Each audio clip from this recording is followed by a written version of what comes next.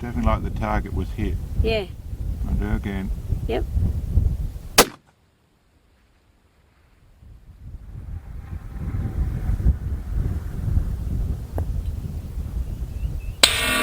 Hit. Beautiful. 12 o'clock. 4 inches top edge. Wow. And I think the other one's 6 that just o'clock. about went as well as it could have.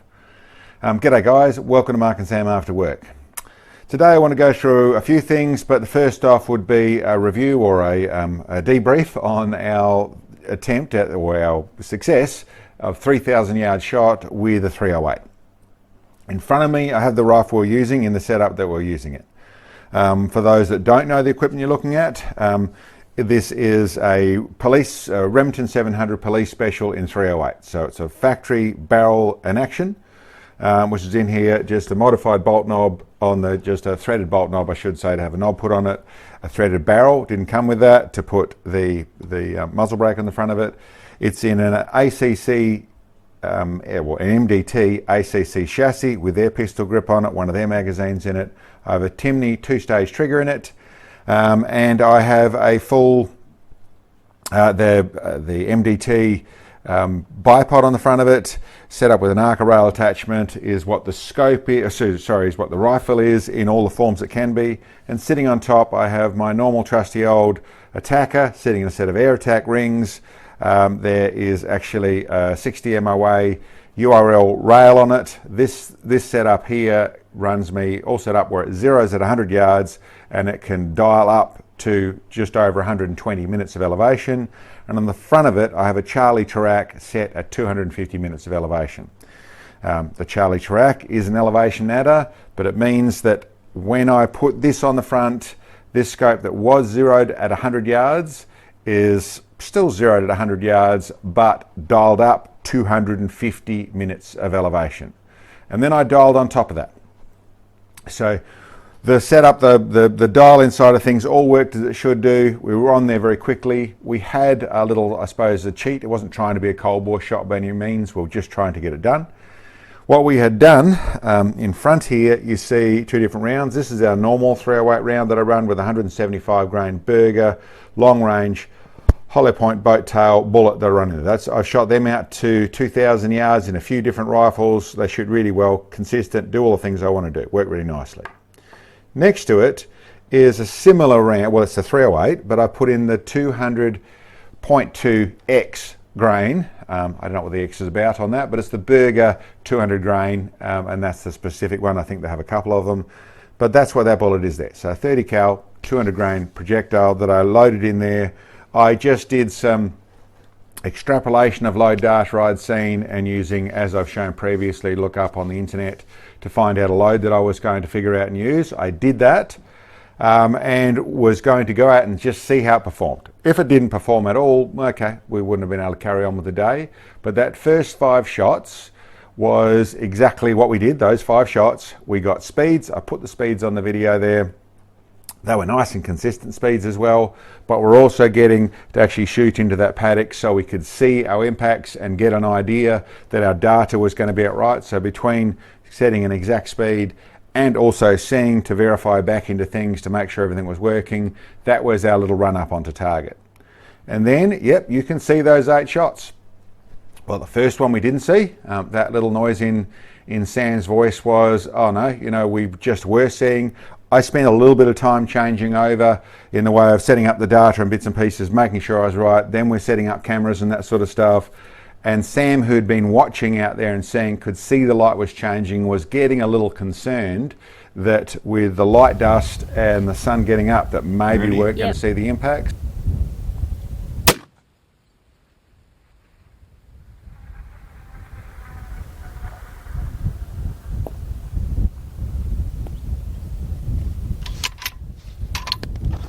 Not say. Okay. So that first shot where you heard a little tone in her voice was the fact of, oh no, her pressure's really going to be on, she's not going to be able to see it. But the next shot, well, we saw it. I just did the same shot and shot there again, and we got to see it. So there was probably not much more than a 10-minute break in between there, but it was enough for the light to change. But then we're on nice and close to target where Sam zoomed in, could see things. I only got to see a couple of those impacts. Although I've got good vision in this sort of setup, it still is a long way out. It's a 308 out at over 3,000 yards. So as to how it shot, I shot this in a very basic form. I suppose I would say, listen, it seemed super easy. It did work really well. The truth of it is we're obviously very, very, very prepared. We'd been out there and got on with the 243. We'd not long ago had been in that same paddock with the 270.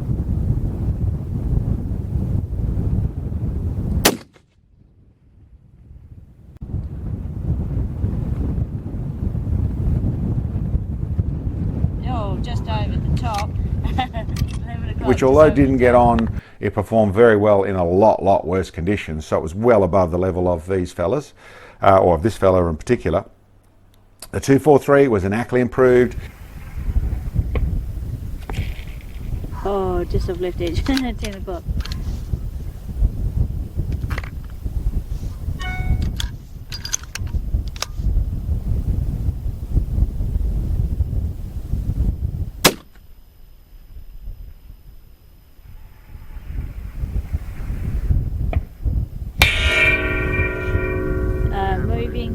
It got on at 3,000 yards as well, which was a bit shocking to me that that actually worked. There was a bit more effort into it. We went in a previous day in bad conditions.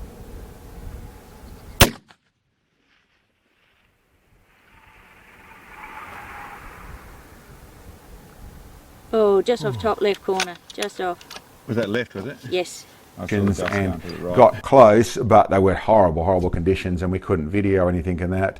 But the day of the video with the 243, it went exactly like you see there. So more work than it was for this, but equally a lot lighter bullet, a lot less to see at a 109 grain bullet versus a 200 grain bullet. So the extra bullet weight, although it means I needed more elevation and I don't have the bullet speed, it does have a better ballistic coefficient, and it's hitting a fair bit harder out there, so easier to see those impacts. I mean, probably really the day was about, excuse me, the day was about as good as it's been for doing that sort of stuff. So then from the Charlie Chirac to the scope to the rifle, all the bits and pieces, I just was running something that I wouldn't normally use for ELR, and that's sorry, I've forgotten the proper name of the bipod, the MDT bipod. But it worked very, very well. And it was something that it was, when I say I wouldn't normally use it, I prefer a little lower center of gravity. But when it's set up, when it's locked up, and in a low recoil rifle like this, that performed admirably, and I knew I was going to want that extra height. I was going to push in the barrel up a fair way, because I'm trying to shoot a 308 at 3,000 yards, and it worked beautifully. For that job, it worked really, really well, and really it would do any size. I, like I said, prefer my system with the way it's set up and the center of gravity and that sort of stuff, but truthfully, it performed perfectly. It also, with the Arca rail set up for this chassis, it worked perfectly, so that combination worked really well. And the scope, the view, like I said, everything, it almost went easy. I wouldn't say easy when you've prepared that much and set up that much. It's really, you sort of make your own luck, I suppose. There's a little bit of that.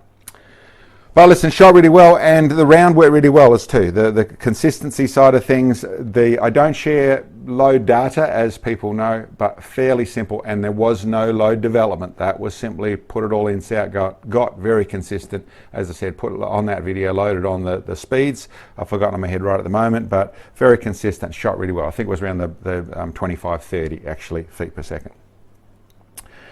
So I think beyond that, there's one other thing that I'd go to that people probably, so the people who know the channel and know what I've done know what's going on, but for the people that don't, is that the front up here, the Charlie Chirac, it's a periscope system that has adjustable bits and pieces in their side there, so you can set up a extra elevation. Same as dialing on your scope, you can do it here in a fixed form when you're shooting, but it actually is adjustable, which I do at home before I set up for the shoot. The bit that's not normal, you won't see in other places, is this little bar here that goes around there. What I found in testing, it probably wouldn't have been an issue with this one, but what I found in testing in the early days here in the Charlie Chirac and trying to mount it like this, not mounting it to the chassis, which I could have set up a rail to do that on this one, but not doing that, mounting it to a scope as I've normally used it, is that they will sometimes twist a little bit as you're actually shooting. Now when it twists, your image doesn't twist, but in actual fact, because it's doing an elevation adding, it actually starts to move your point of aim to a different place. So you don't want it twisting. You need to have it fixed. If it's not fixed dead straight, then you might need to use different setup. You might be dialing in differently because it's actually canting to one side or the other side, but really from shot to shot, you just don't want it to move. So what I've made is a simple frame that bolts to the back with the 2 bolts that bolted in, has some nylon rubbing blocks that rub either side of the chassis. So all that does is that when it goes bang, if you've ever seen a rifle go, high power, go bang with a scope on, you'll realise that they move around on top. I don't want to be causing extra force on things. I don't want to lock it up. I don't want to keep the bell of the scope and still needs to be able to move. So I've just got these nylon rubbing blocks which simply stop it from twisting. So they just keep that Charlie Chirac straight. So other than that, this is, although very thoroughly set up, really straightforward, all bolt together, factory barrel in action, just a good trigger, and really on this trigger I'm running it smack on 1 pound, so super easy rifle to shoot, all set up where the adjustable butt pad in the adjustable rear stock on the ACC gives me straight line of force. As you saw, it shot really well, really happy with it, and the round. It shoots really well with the 175s as well, but I wanted that little better ballistic coefficient, and I thought what a perfect pace to try it. And as I said in the description to that video, if you can get on at 1,000 yards with a 22, which we did last year, why shouldn't you be able to get on at 3,000 yards with a 308? And this proved that point pretty well. And coincidentally, similar elevation, probably similar shot. This actually was a lot more consistent, to be truthful, at 3,000 yards than what the 22 was, with just the little velociter ammo, and that's really down to the ammo is what we're talking about, as the extra consistency came from. But in a lot of ways, a very similar shot. So for those people who are stretching out at 800 yards with or 600 yards with their 22, there's a lot of the similar bits and pieces. There's other stuff involved, and there's certainly escalation of issues as you go to the extra range. But there's a lot of the similar difficulties with trying to push your 22 a long way as well. So, yeah, for all those people doing the ELR 22, there's a lot of hard work in that as also. So listen, that's what I wanted to go with that one there, and I suppose I'll go with the other little bit of where we're at in the season, and that is we've just had a lot of rain, just had 4 inches of rain, 100 millimetres, 10 centimetres, whichever language you want to talk, of rain. I think it might have even been up to 150 millimetres and 16 centimetres and 6 inches for those people that during the week. So it means all our dusting conditions and things are gone for a little while. That means that our ELR stuff has to get back in the box, and whether it dries out, which I would expect it to, or we're on to other things, we'll see. We just got to wait and see what the heavens bring us. But I suppose I'd go through what we have been up to, which I'll go over here and grab these 3 rounds here, which would be a little bit what we've been doing. We've got our 308 30 cal is what I'm actually talking about. We've tested over the last couple of seasons, and this season as well, the 300 PRC, I'm missing one, there we go, the 300 Win Mag, which we've used for years, the 300, I'll put them this way around here actually, the 300 Norma, which is a new one for this year and this new big rifle that we built, and then we got the 300 Run, which we did last year. That's the GPC chassis that we used on that one there. All performing really well, and really a little bit in that order. For those people who want to know what's the best one, listen, they're all very good. Even your 308's very good. They work really well. They're a little bit different. Horsepower, if you just want to talk horsepower, then I've pretty much got them in line. The PRC I've found, although very, very good, and it changed a little bit in the lighter bullets. I think the PRC might have a little bit of a win over the Win Mag. I might get to test down there. I'm really testing in the heavy bullets, and that's the 230s to 250 sort of stuff on my ELR stuff. And you could come down to the 200s. I've just shown how well it worked in the 308. And then down in that place, the PRC, these two are sort of interchangeable. When I went to the heavier bullet, the 250s, then the 300 Win Mag stood up, but in some testing I did this year, not the great weather, not the great piece of paddock and that sort of stuff, but in the 300 Win Mag, I found that the difference between the 250 grain in the Win Mag and the 230 grain in the Win Mag was almost nothing at 3,000 yards. So it puts the PRC into exactly the same place. You know, it's comparable with that. And like I said, those two there, you could swap those two around. In the heavy bullet, the 250, the Win Mag's a little better, runs a little more speed, I should say, for the amount of pressure that it's making. So it won there, and I think it's vice versa when it gets louder bullets. The Norma and the Rum. The Norma, I started off with, I loaded it fairly gently, I brought things up. When I started to figure it all out and make it work properly, it performs very well. And it's very similar to the Rum, very similar. Probably a little bit easier to prep the brass. And I would say there's a little bit of a yin and yang there. The Norma I'm doing in a barnyard action, so great, big, beefy, strong, super, super good action. The Rum just running in a normal Magnum long action Remington action, which is still a very good action, don't get me wrong, but doesn't quite have that beef to it. I found the Rum started to get a little bit of sticking brass when I was pushing up, and I backed off a little bit because of sticking brass. I figured out what I was doing on the brass side of things, and I've got back around that, so that's all working properly. And I'll go through some of those details later on when I verified all that properly, but at the moment it's working fine for me. What it ends up with is pretty much a capacity thing. With the big heavy bullet, the broader, shorter case, although it'll let you load into magazines in the Norma and get into more stuff in the magazines. For me, I'm a single feed guy. That's how I prefer to do it. I like to have the option of the magazine there, but I rarely use it. So, and with the Norma, I don't even have the option in that rifle. That's a single feed action. But what it came down to, once I'm in those heavy bullets, and I've been shooting the 250s and the 245s, and I should say when I was talking 250s down here, it is 250s and 245s. So the 250 A-tip and the 245 Burger. Once I'm up that with the Norma and the Rum, then they are very, very comparable. But the Rum, at this point, the Rum slightly wins. It's just a little bit, and it's just a capacity thing. Just has a little bit more capacity. And in the heavier bullet, there's not the advantage of the tall thin versus the short fat, or not as much anyway. So I think it's just a smidge in front. It's going to end up being able to run another grain or two in powder, and for that, it's going to win a little bit more speed.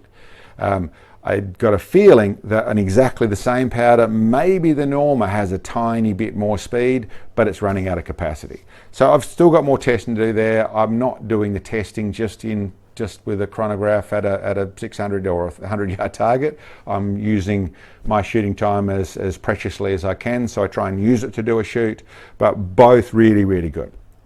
That's where I'm at on that score. But what I'm actually at is, I'm actually at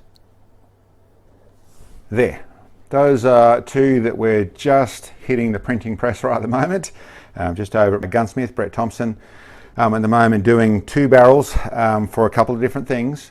And they are the 300 Winchester Short Magnum and the 378 Weatherby Magnum. Couple of different things I'm finding here. I think I'm going past the level of the best all-round ULR, ELR, ULR cartridge, which is sort of what I'm up to. It's really a little bit of a good reason to understand and learn more. And the ultimate thing, I'm already seeing it really suits, as in everything else, it suits your conditions, your situation, what's going on, yada yada. But I'm still following it through as to where I started. And yeah, like I said, the WSM, the 300 WSM, building that into a 27, 28 inch barrel, I think where it's going to be about its optimum. Nice heavy barrel, so going to make it perform properly. Running it in front of the bighorn action, so should work really well in that combination. The one I've done the SORMs in, that's where that one's going. So that's what that one is up to. And from what I understand, it's not going to quite have the horsepower of the others. It's going to be more suited to light bullets, a little bit more so down the PRC side of things.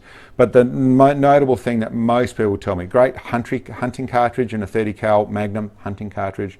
But a lot of people talk about the lack of recoil, the low recoil in comparison to the amount of energy you're getting.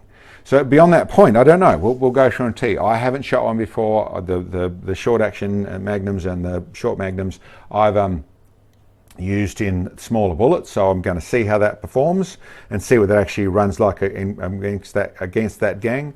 I'm only planning on loading it with the 230 grain bullet. I can't see, the PRC started to struggle in the 250s. Although it'll work, don't get me wrong. In comparison, it was not able to run the pressures. So I feel that probably it's between a 200 and a 230 grain, probably the 220s. But I'll start at the 230s. We're going to go and play with that one. And then the high horsepower in the I think the most powerful of the recognised cartridges before you go into Wildcats, and that's the 378 Weatherby Magnum. I think the 130 grain water capacity is what we're talking about with that fella. We're probably going to be running over 100 grains of powder versus the 90 grain approximately in the two down from it in the Norma and the Rum. So.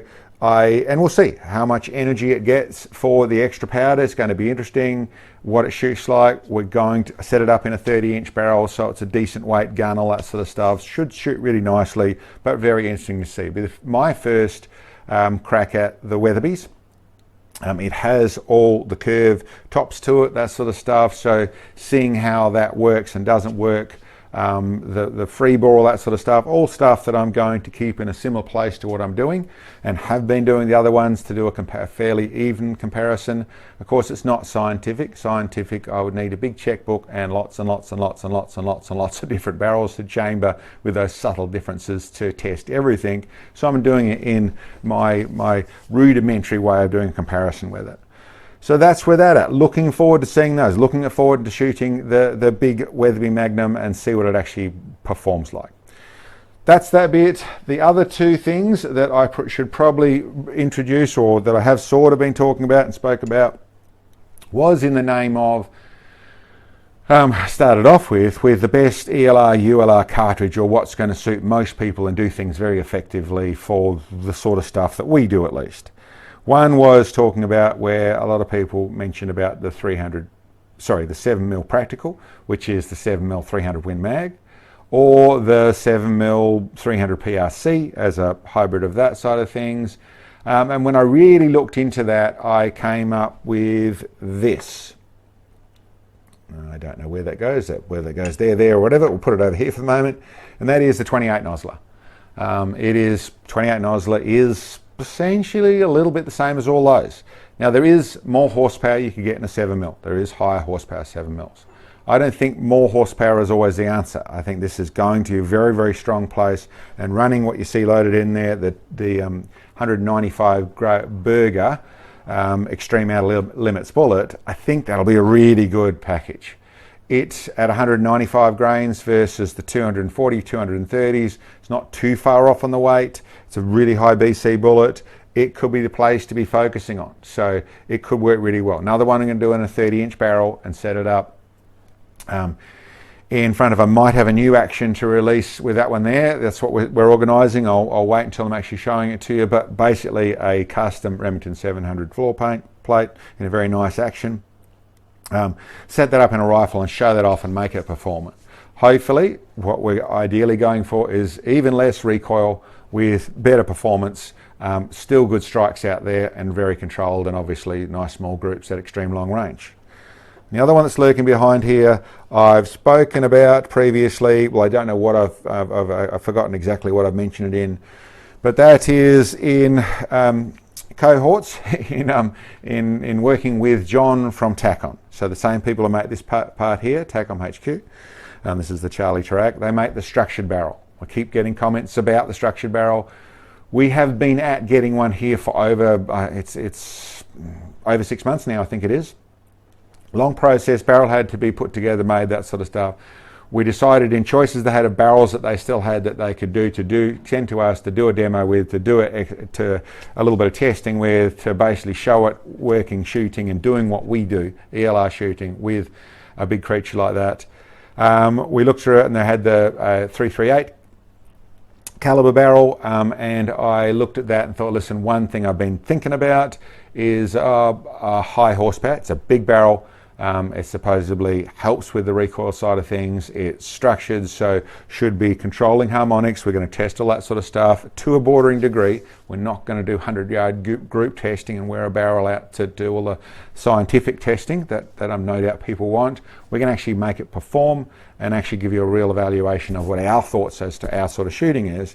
But this is the 33XC. So that's from Tub. So we've got tub dies and even some tub lapping bullets. But this is his own design cartridge. So basically it's a 338. Bear with me a second. There next to it is the 338 Lapua. So quite a bit more horsepower. Going to run at the moment, that's the 300 grain burger. That's what we'll run. We can, at that level, we're probably able to go into some monolithics and that sort of stuff. So a bit of testing to do, but really looking forward to that. We're actually still waiting for the barrel. The other stuff's got here, the barrel, the licensing of what you now have to go through with getting things like barrels out of the USA is a reasonably time-consuming problem. So frustrating the likes of John and Jacob over at TACOM, but they would really like to get it here. They've put a lot of effort in, and they're sending us a barrel to do the testing. That's at their cost for doing testing. So we're building a rifle to go with. That barrel's going to go in the same one that the 338, the Barnard Action. So sorry, not 338, the 378 Weatherby, and where the 300 Norma is. It's in that big fella there. That's what it's all designed for. Really designed with the idea of shooting this thing with a structured barrel. So super looking forward to that. Really interested to see the comments I've seen about how they feel different to shoot. The comments about how with different muzzle brakes and things they've seen, they haven't seen point of impact changes, that sort of stuff. All sort of stuff we can play with. But really, like I said, I'm really looking forward to how the thing performs, feels, and actually get to see where you actually get to see it at where the rubber hits the road and actually performing properly. So anyway, that's a quick nutshell on that. Those are this one, and this one are all things that are hot on the press, just about to happen. And we're also finally got our bits and pieces here to try and put together a 22 Magnum barrel and make those work in a finish off result as well, to see if we can make that perform in a comparison way to, yes, people keep on sending me links to the cutting edge bullets, and the guys have got theirs for the 22s. It's still a rimfire ELR project we're on, slightly different angle to it, but all about having fun in smaller ranges with rimfire rifles and still pushing the boundaries. And as said, even when it comes to something like this here, 308 at 3,000 yards, which is ridiculous, well, it's a very similar thing to taking a 22 out to 1,000 yards. Anyway, guys, that's an overview we're at. And I suppose the last bit I'll touch on, I sort of don't really like going there, try and avoid it as much as I can. But for those who are helping us with the club members and that sort of stuff, yes, this is, and obviously a lot more of what we're spending it on, what we're doing and trying to make happen, to whether that's teaching or just interest or just entertainment, whatever. There's a lot we spend on things, a lot of effort we put in things, a lot of time, a lot from just producing videos, which is a ridiculous amount of hours, but all the effort of out in the field, all the effort and money going into these bits and pieces. We try and do it as, I wouldn't say frugally, we try and do it as not with as little waste as possible. So this season we're even more so with ammo shortages and coming, things like that. We're trying to keep shoots down to a minimum, but we still want to try and get things done. But we also want to do it with quality. There's no point doing it at half the cost and then saying it didn't work properly because we didn't do it properly. Do it once, do it right, or do it as well as you can and get the best result you can is still the attitude. So for those that help us, awesome. For those that are interested in helping us, we don't get a lot from anywhere. YouTube doesn't give us very much at all. We're a big, scary, long-range gun channel. I don't know how that shooting out the paddock affects people, but it certainly does in the way of any revenue for us. And we're not sponsored by anybody. We get a little bit of help from people that end up giving us some products to actually do testing with them and that sort of thing. So thank you very much for those guys, the likes of TACOM. They're going to be sending that barrel for us, and we'll end up with the barrel. So thank you very much for their efforts, and duly noted to the people who are thinking about people do support us. They've helped us. Night Force have helped us. GCP have helped us. Even our gunsmith helps us a bit with what he does. We pay for stuff along the way all the time as well, but we do get some help. So hands up, that's full disclosure.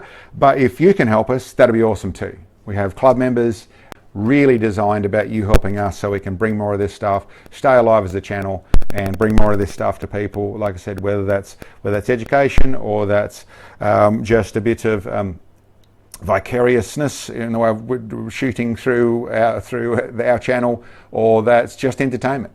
But listen, I'll stop babbling on. I'll stop putting my hand out. Thank you very much for viewing, sharing, liking, all that sort of stuff. Yeah, thanks for checking in on us, guys. We'll catch you next time.